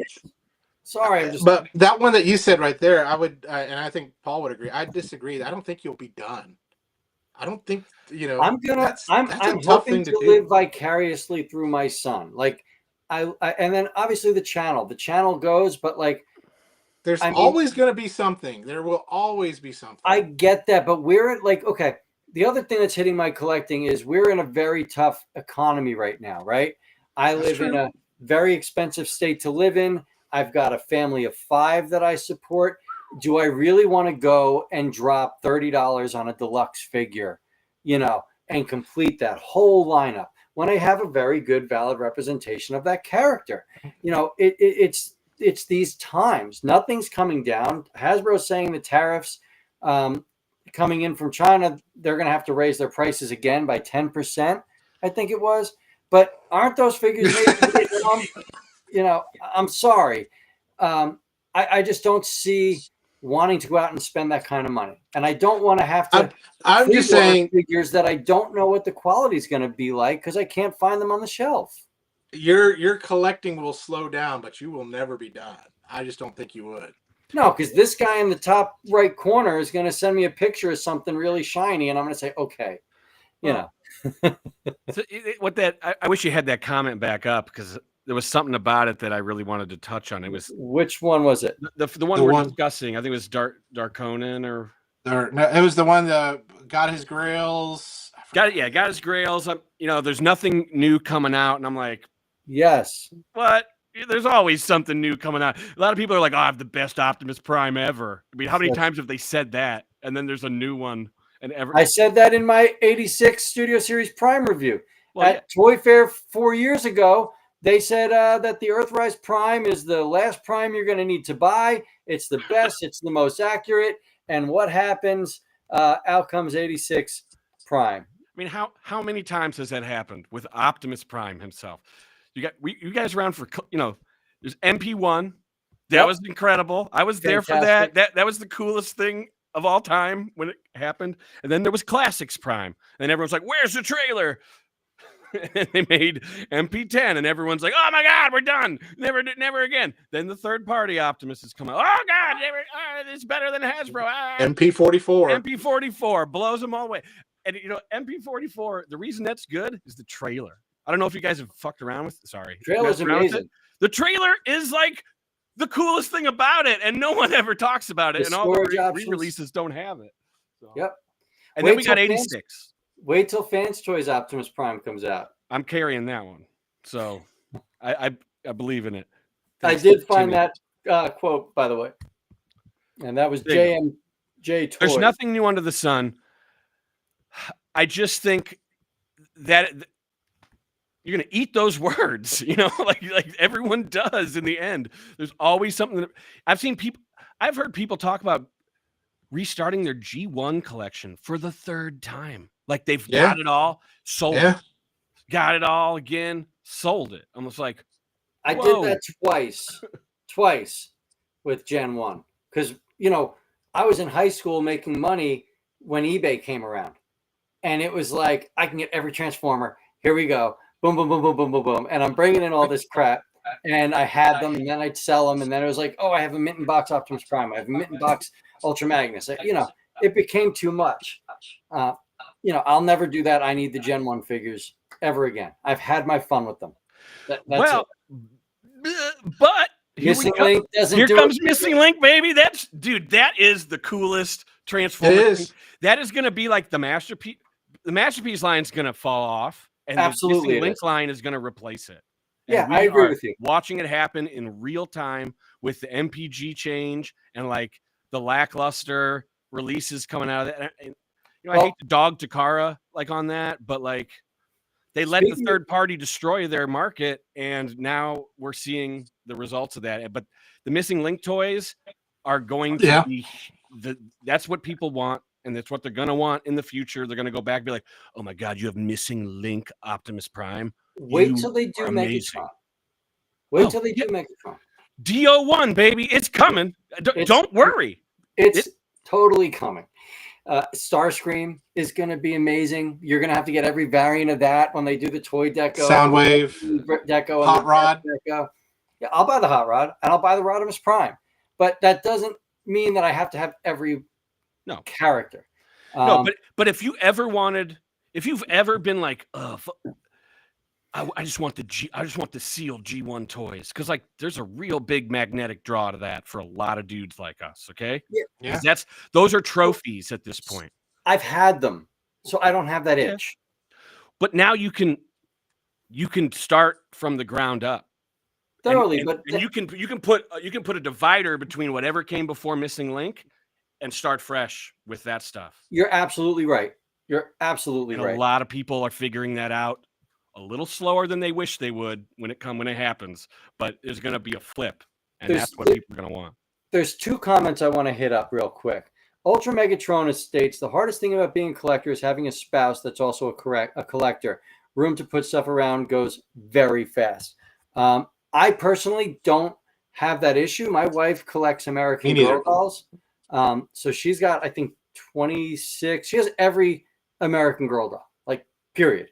And even when we were dating, like when she first met me, my room was full paintings. The walls were painted in Transformers. Like the whole room was a Transformers battle, right? One quarter of the house was Gen 1, one quarter of the room was Beast Wars. And then in between that I worked at Toys R Us, so I had all the giant plastic display cases that they would get rid of. I'd take them, and they were full of Transformers and G.I. Joes and WWF figures. So I met someone that was already supportive and knew what it was all about beforehand. So it's hard for me to understand someone says that they don't have a supportive spouse in their collecting habits, because isn't that something you would have spoken about before being married? I'm sorry, and Ultra Megatronus, I'm a big fan of yours. I just don't. That question doesn't resonate with me. I'm sorry. What do you guys think? It doesn't. My wife's not a collector. Okay. So I get to have all that good stuff. So neither is mine, but I know everyone's mileage may vary. You know, I don't want to make a blanket statement about that, but I do agree with you. Like, yeah, if you haven't had these discussions like prior to getting married, maybe you guys need to sit down and talk about it. Just a suggestion, you know, a little Dr. Phil coming out there. Yeah, no, I get that. Hold on one second. There's my property taxes are probably more than Jimmy G's mortgage each month. I'm sorry, we're in totally different states, but yeah. It probably is. Knoxville's a pretty cheap place to live. And then New York, Hunter. I don't think Missing Link is overpriced at all. If you get them, like I get mine from showzstore.com. You know, I use the code BTK, and they're very affordable. Like I have not found them to be overpriced, especially for what we're getting. Yeah, you know, I would agree. I wouldn't be at, you know, some of the other retailers. And then, oh, by the way, my buddy got to me that Abominus is masterpiece scaled. Okay. I'm gonna let Paul hear that in a second. And that's why you collect everything you can get. Oh, wait. Oh, hey, Paul. Welcome back. That Abominus is masterpiece scaled, bud. Okay. Which makes sense for all the details you were pointing out. Is that Missing Link Bumblebee? Yeah. Really? Are they expensive? Yes, they are. I'll admit that they are. But like when you get these in hand, the build quality is very, very good. Yep. Like that's where the money go. They like put the time into the QA of these toys. I like if the engineering's worth it, the price isn't my problem. You know, like I'm a Transformers fan because of the engineering. I'm not a car guy. I don't care. I couldn't tell you the name of half the cars on the road today. But the engineering of getting that car into a working robot that is believable is what sells me on Transformers. That's why I think what I loved about Missing Link, though, is when I transformed it, just like you just did, Paul, how easy that was. It reminded me of how cool that was the very first time I transformed a Bumblebee, but this one actually I could put in cool poses. I was like, there's no way this transforms the same way, and it does. And it's awesome. There's just sometimes I see photos of this thing, and I'm like, oh my God, that's so cool. And it looked dumb. Like this was a ballsy release for the second Missing Link figure. Very ballsy. I thought we were going to get Starscream. I really did. I mean, they still haven't done a Decepticon, you know? Or at least Soundwave, who would be such an easy upgrade. What is it, like hip joints, and we're done. Yeah. Yeah, I mean, the RC is cool. That got a lot of people excited about Missing Link. Yep. I think that is going to be the switch that brings people in. Do you think they would make a Missing Link Unicron of that prototype? Okay, so that's what everyone goes after the RC happened. And I'm like, listen, maybe in 10 years, like just because really that is a dumpy ass toy. Okay. That Unicron is dumpy. That thing you have behind you, Billy, is incredible. Yep. And we don't like, there's just not really a place for that piece of crap old toy. There's a reason they didn't make it. All right. There's a big reason they didn't make it. I feel like that, if it's ever going to see the light of day, is going to be like one of the last hurrahs for HasLab. Potentially. And that's fine. Like, I'm not like, I won't be upset if they make it. I will definitely get it because it's got my little dumpy guy right here. Yeah. See, that's all you need. That's all we all need of that. Toy. Is that all you need? I wish it was a little bigger, but other than that, it's great. So I didn't pick that up. It never made it to the shelves here, and I'm not a fan of that company, so I don't trust buying it online because I know I'm going to get the one with the paint splotch on the face, and it's going to drive me bonkers. Well, I got a couple of them I can look through if you really want. We'll talk about that at a later date then, because it would be cool to have, like, speaking of collecting, I've got the Hot Wheels Optimus and Bumblebee here. Like, I'm not a Hot Wheels guy, but I felt like these were too cool to not grab. So if I grabbed that Unicron, he'd stay on the card and he'd go right there. Yeah, those Hot Wheels Transformers, they got to keep making those because that's the best of both worlds. They just need to not make it so crazy to get. It's so hard to find them though. Really, like the Ultra Magnus wave is all over my area. No Ultra Magnus on the shelf. Period. Well, because everyone got smart and started ripping off Target to get them. Yeah. You know, they're like, I'm going to order 500 of these off Target.com and return 499 of them. Like, okay, that just puts you on a list. But if you like being on lists, like, have fun. Yeah. Well, I figured with Prime, like that Optimus Prime, like I said, I'm not a big Hot Wheels guy, but I like trucks. You're right. My favorite movie is Maximum Overdrive. I love trucks. Okay. There are no like 1/64 scale normal trucks out there. So even if you're not a Transformers guy, you're going to see this truck on the shelf and you're going to grab it for your 1/64 Hot Wheels collection. And you can use a little bit of acetone and get the Autobot logos off and you've got a nice, cab over. So I understand that, like, that's something that's desirable. There should have been more in the wave in regards to that figure. That's all I'm saying. Well, the Optimus they released in solid cases, so that was like they had their. Not by me. Well, I saw them at Target and Walmart, but I mean, even at, I got to remember I'm coming from a retailer perspective, so I have like access to different things. Yep. So like I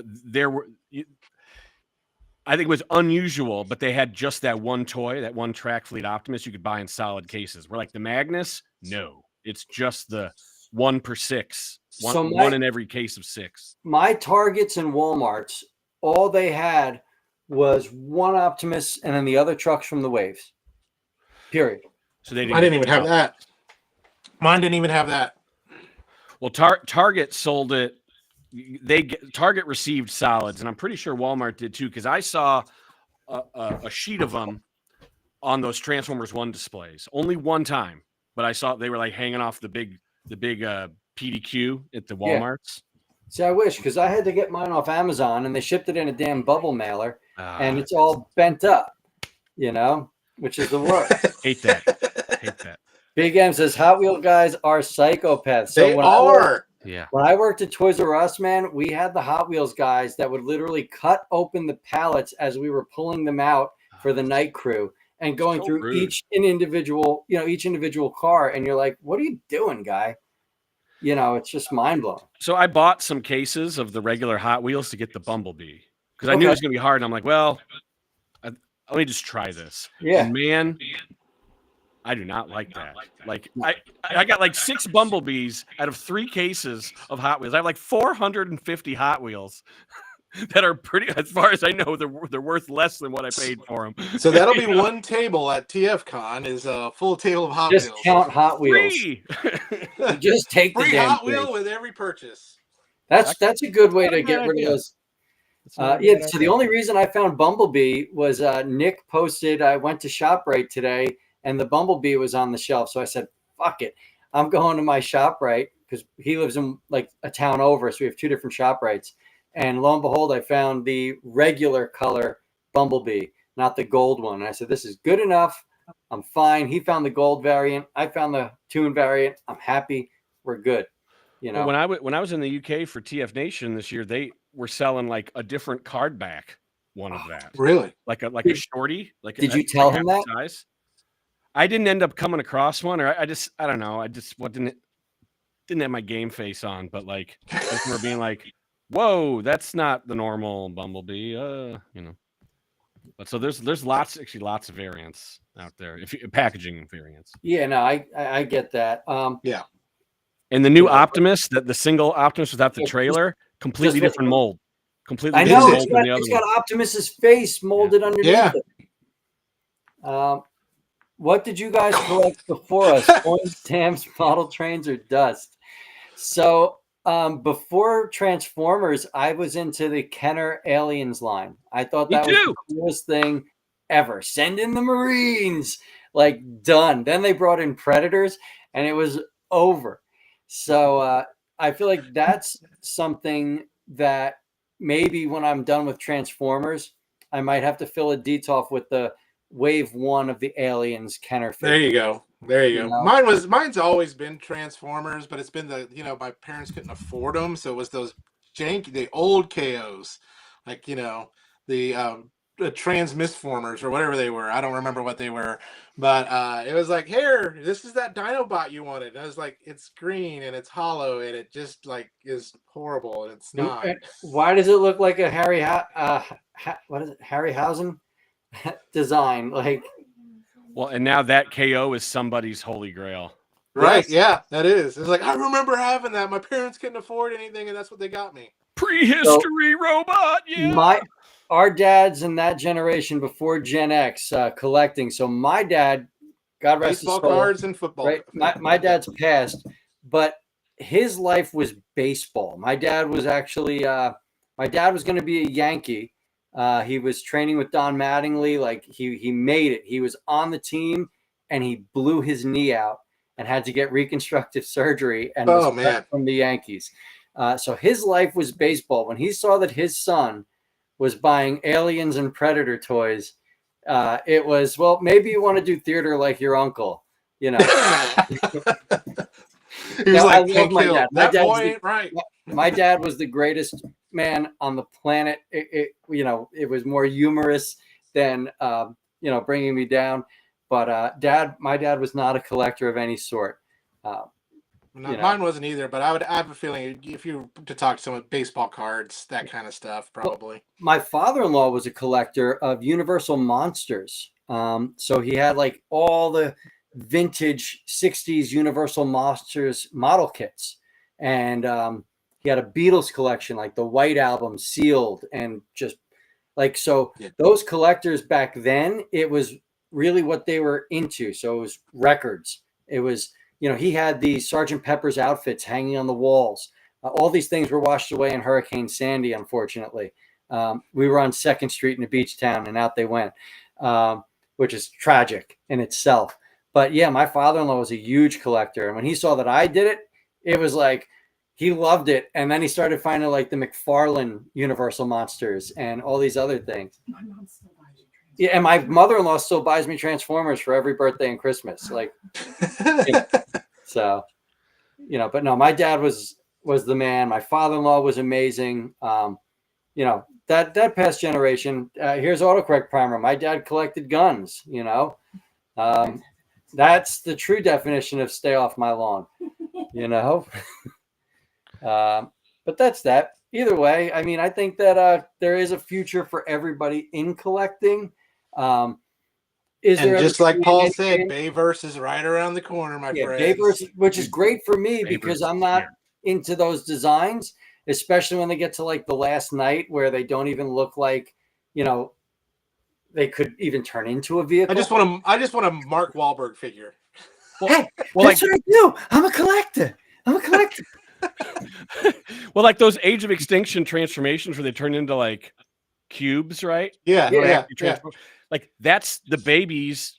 That's their pretenders. Like how do they got to do that someday? They got to make it so that works somehow. Like how do you solve that visual problem? Robosin is going to work. We still don't have hoverboards. Come on. Right. No, Robosin is going to work with Musk and they will figure it out.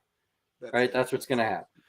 Well, I'll just real quick to chime in. My dad collects. My dad's still with me. He actually he helped me move my warehouse recently. So he's learning more and more about the robots, but not that he has to, but he collected Lionel trains. I love that. Or maybe it was O-Gauge. I don't know. He had a little area in the basement for a while, for about 15 years. That was so you get the train table thing. I do. I definitely do. And I don't know if you've ever been to a train meetup or a train convention.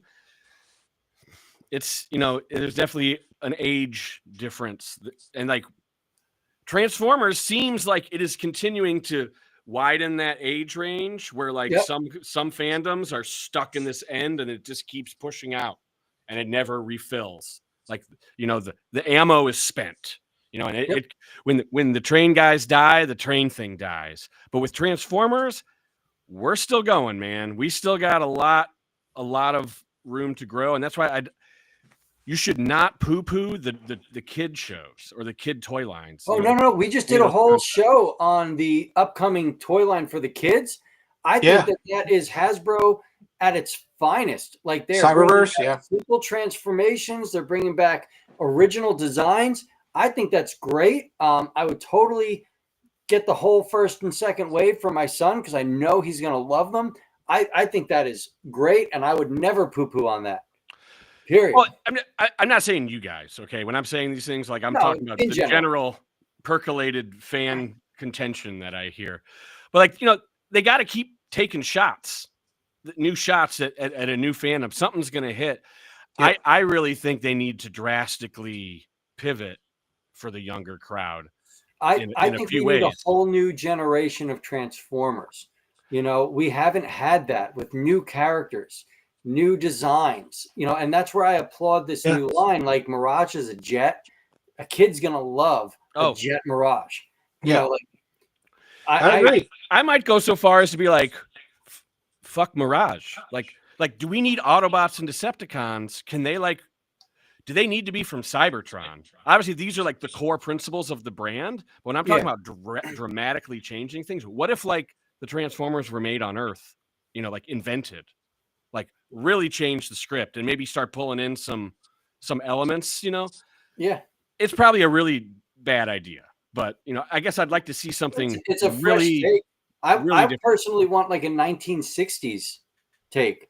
Like show me those old vintage cars. Like what would happen if the Transformers landed here in the 50s or 60s and you have like those old awesome like designs of those, I don't know, those vintage cars. That'd be so badass. I would buy that. I would. But again, I would agree with Paul. They've got to do something because this is a morbid thought. We are going to die, and if they continue to cater to our fan base, that's going to dry up. Well, yeah, and they got to always, transform. people say like, "Oh, quit G1." I'm like, that's what Transformers is. You know, Bayverse is G1. Like they haven't deviated from it really ever. No, The core same concept, core characters, same core concept. It is G1.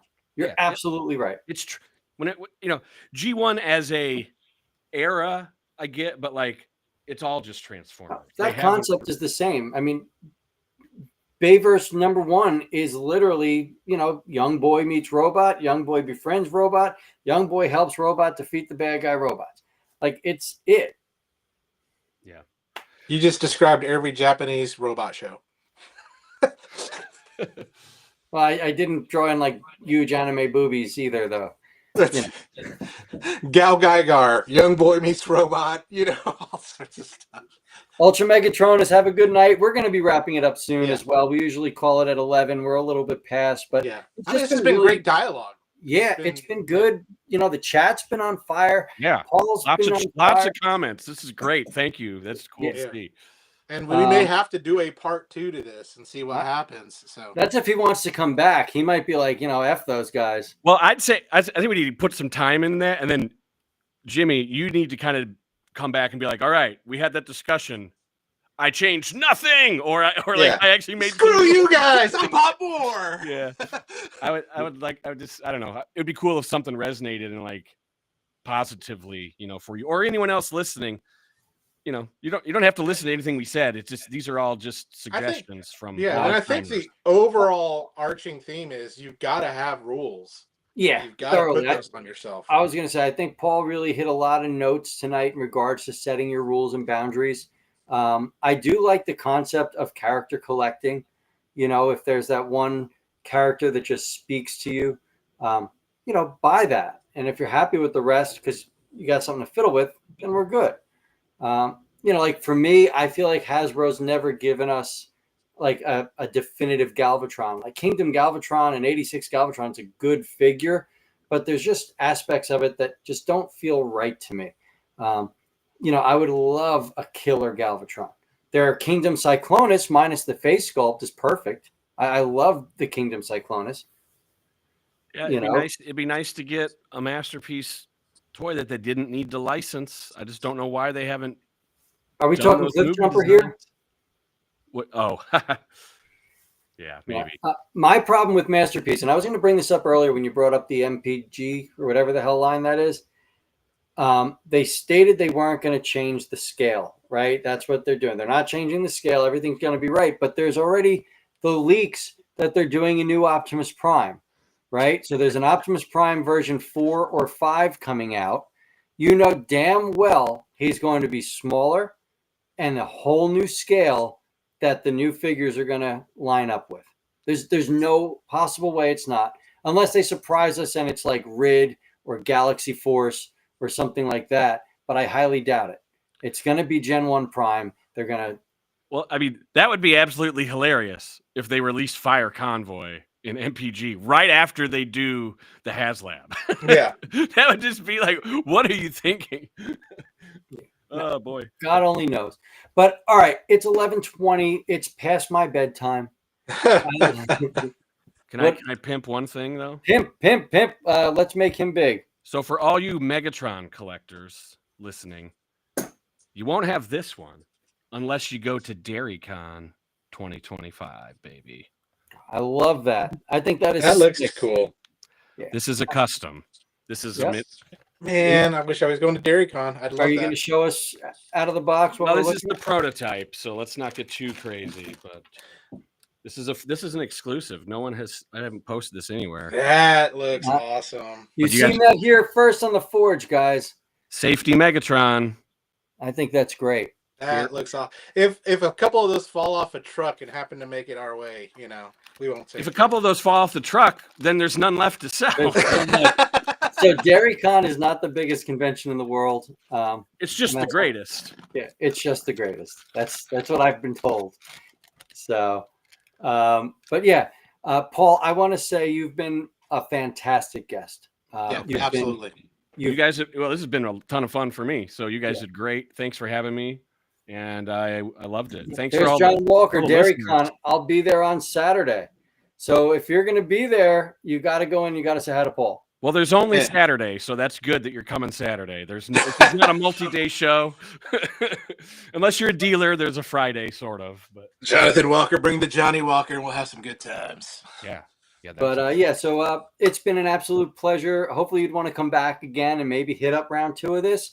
Maybe before TFCon, we can get the TFCon discussion going. Yeah, that'd be great. And like, Yeah. I'll be on all my just another pimp. My social things, it's just Collecticon across the board at Collecticon on everything. We're streaming them right at the bottom right now. Cool. Thank you. Yeah. And then, but yeah, hopefully, I mean, we're going to be probably doing some lives from TFCon, so hopefully you can hop in if you get it. If I'm not busy, yeah, absolutely. But hopefully, if you are busy, we know you're making money, so that's good. Well, my hope is to actually just, I kind of want to just have a live stream going the whole time the booth is open, like from behind, like from the vantage point of the booth. I did a little bit of that on TikTok in Baltimore, so you can actually hear some of the discussions with the purchasers and stuff. And that's my favorite part, man, is just talking to people and like the haggling, like good. I love good haggling. If you're just like, I want this for $2, like you're going to get roasted, but like, I like having the real discussions with people, so come up and say hi. I don't bite. So I think that's great. Oh, by the way, Ryan says hello. He was confirming that information for me. So Ryan says hi. Our good friend. All right. Well, awesome, guys. Well, thank you again, Paul, Billy. I'll see you next Saturday. We'll have another show, The Forge. In the meantime, be on the lookout for Billy the Kid's toy reviews. His reviews coming out. Mine, the GBA, Good, Bad, Awesome. And then go to collecticontoys.com or at Collecticon and see what all Paul has. And I'm sure you may find something you really like. I think there were some people actually in the chat saying they were at the store and finding items already. Hopefully they didn't find any of the higher price things. So I don't know. But what's our kickback on that? No, I'm just joking. I don't know. I am going to be doing a sale though since I've moved. I meant to do a moving sale and it's a little. I love that. Yeah. Moving, so. Do you have like a beaded curtain website? Hey, here behind the beaded curtain. I have tried that actually. It's just not worth it. I do deals for people on the side, like that's how I do it. So there we go. That's it, man. But either way, guys, make sure you check out Collecticon Toys. Paul is an excellent guy. Very fun to talk to. Very personable. So enjoy and bye. But as always, thank you guys so much. Make sure you subscribe to Jimmy G. Make sure you subscribe to me. And thank you. And we will see you next Sunday. Look at that Starscream in Grimlock colors. That's awesome. That is so friggin' awesome. This is actually on a panel of comics in the UK. I love that. You got to get Frank to voice that for you. Yeah. That'd be great. So, but either way, thank you so much. Everybody have a good night. I think we're going to be ending this stream in a few. You got to do the Naked Gun thing where you freeze, but everything.